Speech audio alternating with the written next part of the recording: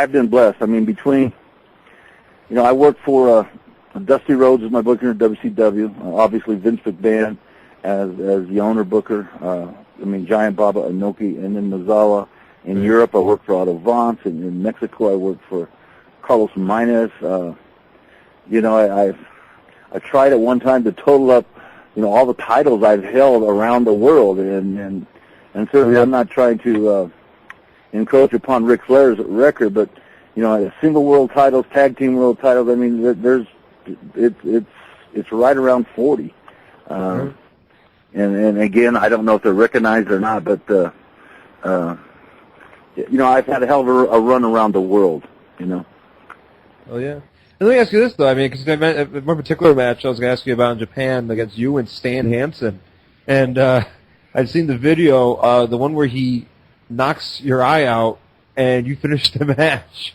And I was like, I just want to ask you, what was going through your mind? I mean, that was amazing. I mean, it's just obviously, that's a true testament to being tough, and it's crazy. But we were Stan and I.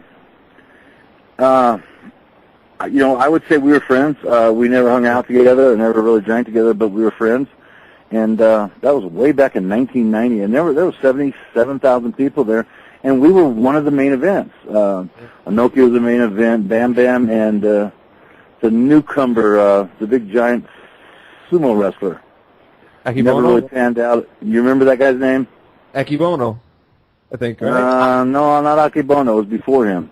Oh. 6'8", grand champion.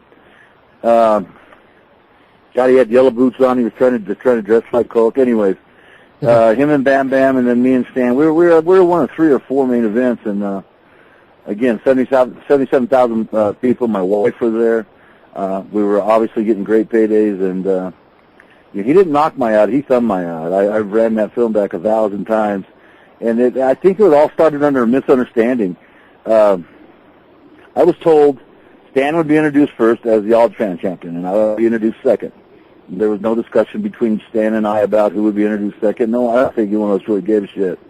But that's the way we were told. So Stan went out in the ring, and Stan he couldn't see very good back then with his glasses off, and the crowd, the light smokes, the psychedelic lights, the laser lights, which Japanese are famous for. And I was told to get in the ring with that big old cumbersome Vader mask and blow off the smoke, And I said, well, that's going to be a chore because I don't know if Stan's going to let me do that.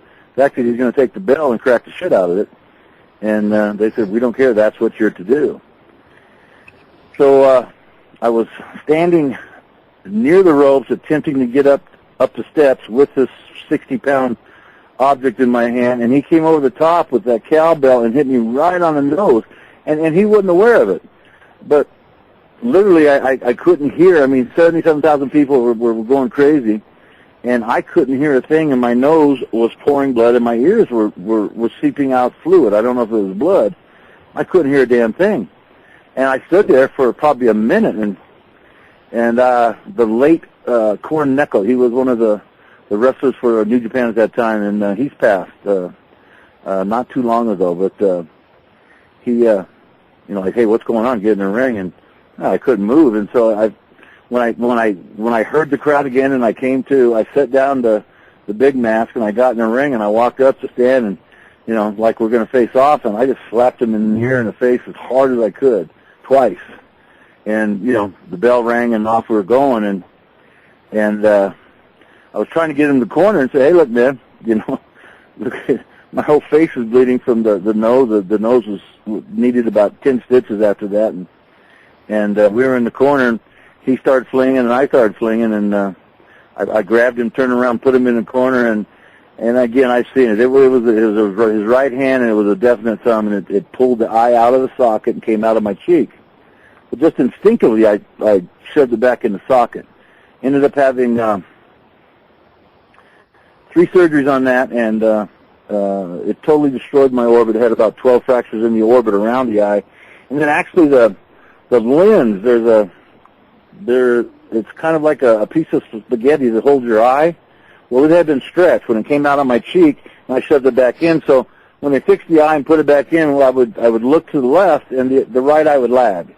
or I'd look to the right, and the right eye would lag. So we had to go back in and do it again, cut the spaghetti type, whatever it is, holding the eye.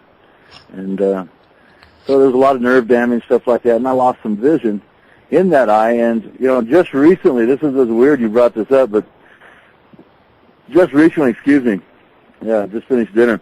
Just recently, I go and... spaghetti.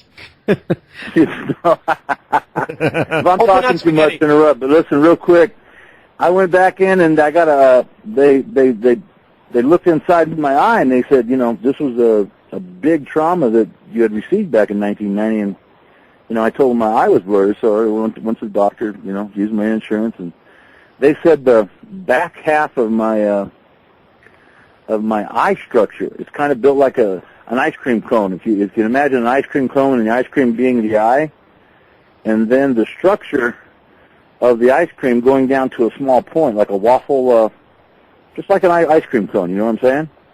Where it gets wider up by the eye and narrower.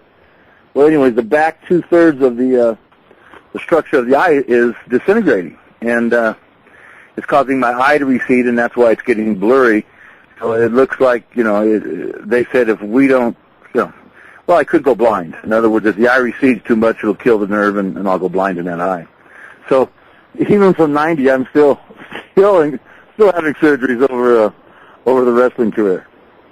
Wow. Unbelievable, and I think this is the perspective that you're not going to find out anyplace else. I don't think, Vader, that I can eat spaghetti ever again after this interview. No disrespect to the great people who make spaghetti, but you know what? I'm going to have to stick to fettuccine, linguine. There's got to be something that holds your eye where it is, right? And that's where the nerves go into the eye, and that's where you receive sight. So that's true. It was stretched, so they had to cut it and reattach it, which was a very delicate surgery. And now the back part of the structure is actually disintegrating. So, and I haven't really told the promoter yet in Japan, and I need to have a meeting with my doc. And what if I get a good shot on that in Japan, like in November and January? What would that do? And that may prohibit me from doing that, or ever doing anything again really physical. So interesting. Well, let's shift gears a little bit, talking about from spaghetti that attaches to your eye. Let's talk about your not only your time in Japan, but I got to say this, Chaz. When the NWA and WCW was promoting the debut of Vader, I was 10 years old. I didn't know, Vader. Okay, who's this Vader guy? He's got to be great. He's going to be impressive. But you know what? Your time in Japan. Literally one of the most dominating presences, Vader, was yourself in Japan. The fans, they were in awe. They were respectful. And this is the typical Japanese audience where some of them sit on their hands, they clap, they still appreciate the sport of wrestling. To them, it's still not sports entertainment. As that crazy wrestling fan said at a convention several years ago, it's still real to me, damn it. When it comes to the Japanese wrestling fans, they haven't forgot that lost art of exactly what wrestling is all about. But when you came into WCW, you kicked the ass of a person who, thankfully, you kicked the ass out of, I believe, Tom Zink. And this was a quick match. When you're talking about something that is 100% without a shadow of a doubt a squash, this is the true meaning of the word squash. If you could just, I would say, take us on a timeline of sorts, but exactly what led you from your time in Japan to WCW, and what were your initial impressions of, working with World Championship Wrestling, being in the States, working with Ted Turner, and getting that television exposure here in the States?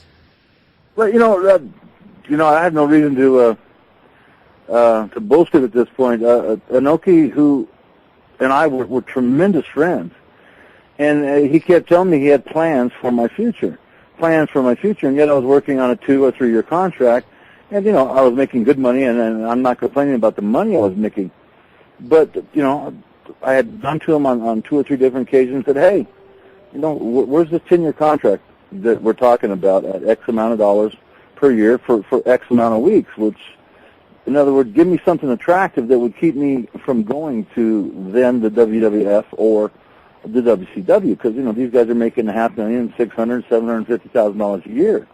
In other words, if I can make $300,000 a year for working 15 weeks a year, that's attractive because your longevity. And then when your career ends at, the 6th year of a contract, and then you have 4 years left as part of the company in some form or fashion, wearing a suit and tie, doing autograph sessions, whatever.